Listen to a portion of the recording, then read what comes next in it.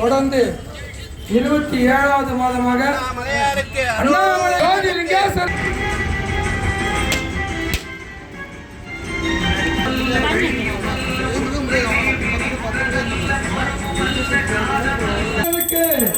ஜோதிலிங்கேஸ்வரருக்கு அண்ணாமலைக்கு அண்ணாமலை அம்மனுக்கு அன்னபூரணிக்கு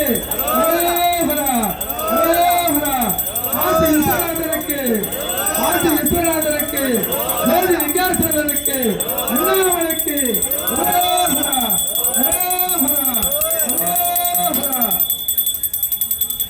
27வது மாதம் மகா அன்னதானம் இப்போது ஆரம்பித்து விட்டது.